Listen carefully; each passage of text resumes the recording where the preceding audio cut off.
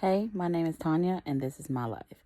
So, initially, when I wanted to start this doing vlogs, I was going to do weight loss because I'm morbidly obese, and I wanted to start a weight loss journey and kind of chronicle that and not only help myself, but help others as well. So, last week, I think October 5th, actually, it may have been October 4th.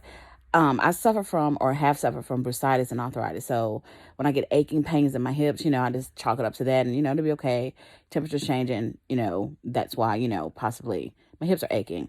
So on October 5th, I went and got my feet done. My sister got married, on October 4th. When I got my feet done. And so I'm thinking that when the lady was pulling my feet, she kind of disrupted something in my back that was already messed up. So left there and was having a hard time walking. Couldn't finish out the things that I need to do to get prepared for my sister's wedding, which was the next day. So wake up Saturday morning, the day of the wedding, in pain. So I go to my primary care physician and I get a steroid shot as well as a pain shot. So, she'll be like, you're okay, take a couple hours, relax, whatever. So I went to the hotel that my sister was staying at and, got into bed, laid around for a little bit. The pain eased up, but it didn't go away completely. As we're waiting to get prepared for the wedding, was aching a little bit more. Went and stood in front of the church, because I was a bridesmaid. And my left leg went completely numb. So as we were leaving out the church after the ceremony, my daughter was in the wedding as well. And I kind of fell into her because I didn't have any feeling in that leg. So as I was walking out with the gentleman, the groomsman, I was like, hey, you're going to have to hold me up because I can't feel my leg. So the leg was numb, but I was able to move around and do things. And then maybe 20 minutes into the reception, maybe 30, I told my daughter, I was like, I have to go. I can't say anymore. My leg is killing me. So left, came home, laid down, took a nap or whatever. I think my son had got his wisdom teeth out this summer, so I took one of his hydrocodone pills, which I'm not a pill taker. I can't swallow, I have to chew, so mostly I take children's Tylenol, and I may take a goody powder depending on, how bad, a headache or whatever I have. So I took one of those, got up to go to the bathroom over the night, could not move. Like, I got up and I was like, what? And I tried to walk to the bathroom. I could not. I had to walk back to the bed. So I was crying because I was in so much pain. I tried not to wake my daughter, but I ended up waking her up.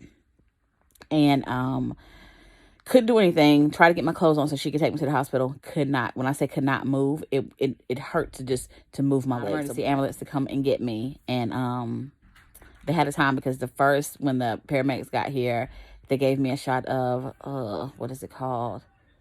I can't remember, but I'll insert it on the bottom of the screen if I can remember. And then, I guess kind of knock off the, some of the pain. Then they gave me another one, and that didn't work either. So it eased the pain a little bit. Let's just say knock the edge off. And so they wrapped me up. They actually crawled in my bed, wrapped me up in the bed sheet I had on my bed, took me to the hospital. And I know there they gave me a dose of morphine as well as a dose of hydrocodone and a steroid. The steroid shot caused more pain in my leg. Not sure exactly why. I got another dose of morphine, another dose of hydrocodone, and a different steroid shot. This steroid shot caused the pain as well, but it caused me to itch in my vaginal area. Hold on, y'all. Okay, so back to what I was saying. I got the doses of medicine in the hospital. It took the edge off. And I thought it was just bursitis. So they did an x-ray. Didn't show anything. So they was like, can I move? Can I do anything? I couldn't absolutely do anything. So they ended up admitting me that night to find out, what's going on. So I did the x-ray that night. I guess it didn't show anything. So the next day, they took me to vascular. And it didn't show that I had any blood clots. They said, which was a good thing. I didn't want to have that. So the next day, I went to MRI. I had an MRI done. And that's where they found a protruding disc on my L4 and L5. So they decided to do surgery. Okay, so they scheduled my surgery for Wednesday. It was supposed to be a Wednesday, but they didn't have me in the schedule, so I wasn't able to get worked in. So that Thursday, I was supposed to have it. But we had a major water break where I live at in South Carolina. So they postponed all surgeries for that day. I think, as a matter of fact, I think the water break happened that Wednesday. I was supposed to get it that Thursday. And they postponed all of them. So I ended up getting it done on Friday, and I don't know the date. So let's say October 9th, maybe. I got it done, and I got discharged from the hospital on yesterday, which was a Tuesday, because today is Wednesday, to go to rehab. I went to the rehab facility. They told me it was a nursing home, but they had a rehab facility that was separate from the nursing home. I was okay with that as long as it was separate. Got there, it was a lie. And it was like long-term people, like nursing home age people. I guess they call them long-term residents. They were all in the hall. I got to the room. It was not a private room. I had to share a room with someone. And the bed that they had gotten for me was an old style, and I had never seen anything like this, and I'm 42. Was an old style crank bed. So they replaced it with a bed that I would need to go up and down because I had back surgery, and I had never seen one of those beds either. So that's just how outdated the facility was, because one of the ladies, the coordinator or whoever's over it, that was doing doing the paperwork, she was like, yeah, it's like you stepped into a time machine. I'm like, yeah, like this is not it. So went to use the bathroom, and they had like the toilet, and it sat really low to the floor. I'm like, that's crazy. And then they had the portable toilet on top of it. So you're supposed to sit on the portable toilet on top of the original toilet. And I'm like, this is nuts. So I was like, you know what? I'm going to stick it out. I need this rehab and do what I have to do. So after I used the bathroom, noticed that the toilet was overflowing. So I was talking to my roommate, which was she was an older white lady, nice lady, cool, had a conversation. She was saying that she had dropped the tissue roll in the toilet that morning. And she said it would be simpler just to fix the tissue holder so it wouldn't keep dropping in the toilet. I'm like, it would make more sense. So we were talking. I heard the door close. I was like, wait. I said, is people on the other side that use the same bathroom? She's like, yep. I called my door. I was like, come get me. Okay, first of all, I didn't want to be there because it's so outdated. But I was willing to do it because I need the rehab, for my leg. Because when you come in my house, there's 13 stairs to get up to my bedroom. So I know I need to rehab or whatever. So after that, I was like, come get me. They tried to get me to stay. We'll get you a private room, blah, blah, blah. If it's that simple to get me a private room, then I already would have had one. Because when I first initially got there, I did call the lady at the hospital that coordinated me coming there. And I was like, I thought I was having a private room. Like, what is going on? And she's like, well, your insurance doesn't cover a private room. That's out of pocket. And only time you get a private room, like say you had a contagious disease or something like that, and you couldn't be with everyone else. So they were trying to get me to stay. And I was like, no, I can't do it. And then two, okay, these are elderly people using the bathroom. So my incision is on my back. It's at the bottom of my back, where your buttocks is. So that's where my incision closed at. And so say, for instance, one of them had used the bathroom and didn't clean themselves well, and some poop was still on the toilet, and it got on my incision because it wasn't a really lit bathroom where I could see, because it only had the toilet and the sink. That's all that was in the bathroom. No showers, none of that. So what if I couldn't see and that infected my incision? Like, you know what I mean? Or even just I put my hand on it. So when we initially tried to leave after my daughter came, they didn't want us to leave. I was like, yeah, I'm going to leave. I need my prescriptions. They didn't want to give them to us. So then I went to the car and called my doctor and was like, called the nurse that was the head nurse on the floor when I was at the hospital. She's like, yeah, they have to give it to you because it was one of the prescriptions I had was a narcotic. And she was like, yeah, it's an actual written out prescription, because I was transported from the hospital to the facility in like a med van, or like like one of the ambulances I know you've seen before that transport people where, they're not sick, like an Ambucare, I think is what it's called. So they had given them the prescription. So one of the ladies ended up giving it to me, but one of my prescriptions wasn't on it. I got all that handled today. And I was telling the lady, the nurse that works at the doctor's office that performed my surgery, I was telling her about the facility, and I was like, I don't think the thing has been updated since it was built. And I don't know when it was built, but it was, if you have a crank bed, then it has to be from the 70s. Yeah. So that was my initial introduction into having back surgery. I don't know the exact name, and I will give it to you later, probably post it on the screen somewhere. So I had a protruding disc on my L4 and L5, and I've cried a lot the last couple of days. Well, today's my first day home, because I'm not going to say outgoing, because I am a loner, but if I want to go somewhere, I go. But I'm used to doing for myself. And the fact that every 5 minutes it's like I'm in the bathroom, I have to urinate, hadn't had a bowel movement because of the medicines I had, like a lot of painkillers, like narcotics, and I've had those, like when I was in the hospital, I was getting morphine and Percocet. So I had to get 2 laxatives while I was there. But I just wanted to say all that to say this: if you want to take this journey with me, just keep watching the videos. Life with Tonia. This is my life. And once I get over, or get where I can walk and do all those things for myself, I'm going to get back on this weight loss journey. And I hope you take the journey with me. I'll update probably once a week with how I'm progressing after my surgery. So yeah, like I said again, my name is Tonia, and this is my life, and I hope that you're going to take this journey with me so we can get us to a better, healthy self. And that was another thing that initially had me start this video, because here I go, jumping in that rabbit hole again. I had a colonoscopy about 2 months ago, and I was reading through my charts, and it had me listed as morbidly obese. And I know that I'm fat, but morbidly obese just took it to a different level for me. And it was like, yeah, it's time to do something about it. So yeah, so we're going to do something about it. So until next time, guys, again, my name is Tonia, and this is my life. See you later. Bye. Hey guys, my name is Tonia, and this is my life. So it is October 17th. I am, today's Thursday, I think. Is it Thursday or Friday? I think today's Thursday. So tomorrow will make 1 week since I had the back surgery. And I'm sitting up. It's a struggle. I'm sitting here because one of my legs is still numb. And I was looking up stuff on YouTube and YouTube, Googling, maybe somebody had the same symptoms as I did, the numbness in the leg. And I haven't been able to find any videos that someone is experiencing the same things that I am. But the pain, and honestly, I don't have pain in my back. And I thought I would. I know that's crazy. Like, there's no pain in my back, but my hips and my legs still hurt. And I'm very weak. Like, just going to the bathroom and coming back. Because I watched a video of this lady, and she was saying, like, how exhausted she was. Because I thought it was just me. I'm like, dang, I just, like, going to the bathroom and coming back, I mean, it is like running a marathon. And you're just, like, so out of breath. So when I get back on the bed, I have to lay there for a few seconds. Probably not even seconds, probably minutes, to get myself together and get my breathing right before I can, sit up or do something. So last night was kind of a rough night for me. I try not to I lay on my left side, and that's the side that is still numb. So sometimes when I lay there, I get pins and needles in my legs. So just imagine, this is how I explain, like, a million needles sticking you at one time. And just like when the cover is on me, like my comforter is laying on my leg, when those pins and needles come, that's what the cover is, excruciating pain for me.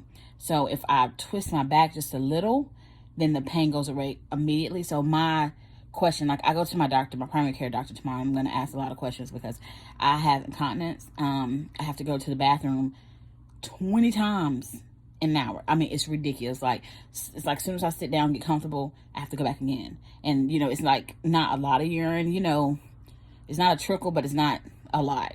So I need to find out why that keeps happening. How do I control it? Because it makes sleeping hard.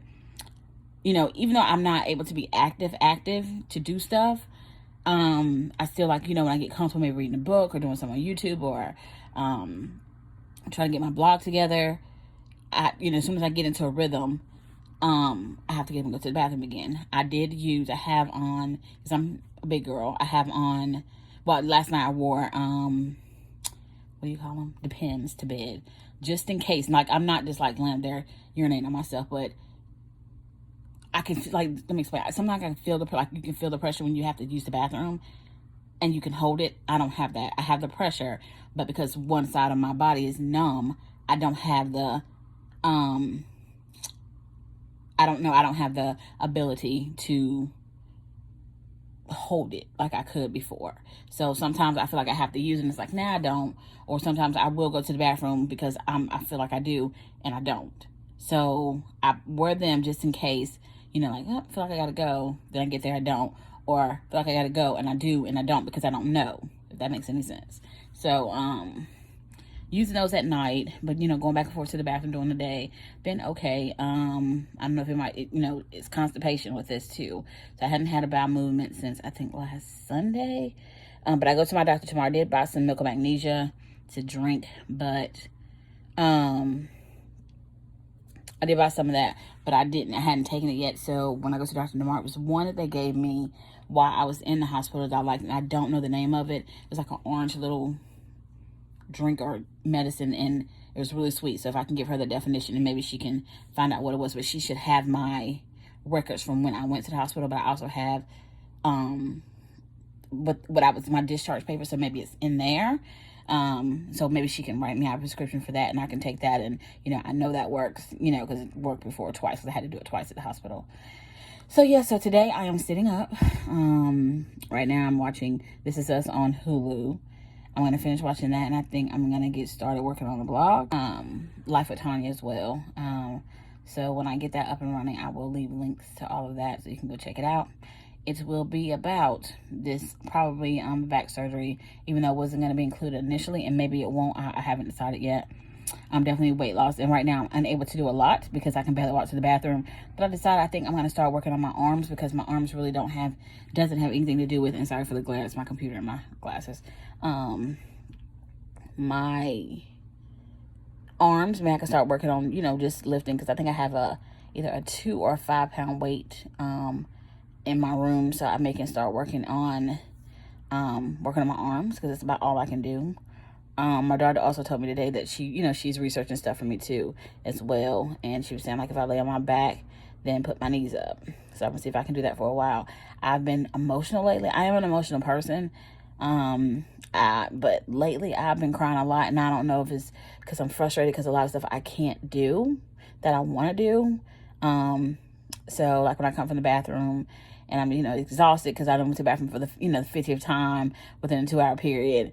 And then, I come in here and, have to lay down, and then it's definitely overwhelming, to say the least, because if you're independent, and even if you're not, I don't know anybody that, just wants to not be able to do anything. And I know it's people that are suffering a lot worse than what I'm going through. So I'm thankful because I know that, it could be worse. So I have to be mindful, not to seem ungrateful, because I'm not. But just, it's a little frustrating, to be honest. So yeah, I'm sitting up. I'm probably going to sit up for another hour or so.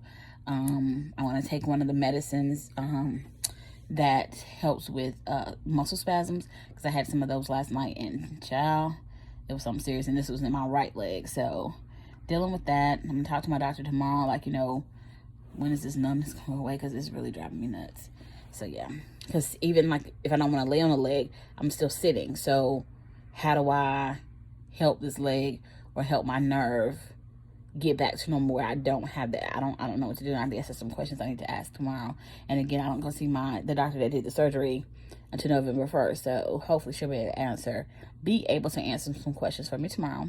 But I just wanted to give a general update on this will be day 6. Yeah, because tomorrow will be a week. Day 6 post-op for back surgery. So yeah, so like now I have an ache. I'm lifting my leg and I have an ache in my hip. So yeah, I've been sitting for probably about an hour and a half now. So I'm gonna get up after finish this, use the bathroom, and probably lay down. Have some medicines to take. So I'll probably take those, and they do 2 of them. Actually, all 3 of them cause me to be sleepy. So yeah. So I'm going to do that, and I will update you guys later. Thank you for watching. My name is Tonia, and this is my life. Bye, guys. I'm Tonia, and this is my life. So it is 1 week and 1 day since I had the lumbar, micro discectomy. I had a protruding disc at L4 and L5. So today is a horrible day. I've been struggling today, in a lot of pain. Trying to not take the meds, the pain medication, because it's causing me to be constipated and have to take a laxative. I did go to the bathroom this morning after taking a laxative yesterday. But I probably need to take the laxative again today. I don't want to. I don't know, my body's all over the place, and this is like, I'm having a hard day today, y'all. I really, truly am. I'm not going to sugarcoat and be like, I've watched a lot of videos and people like, I had, they just moved on and just, I don't know. It's like, they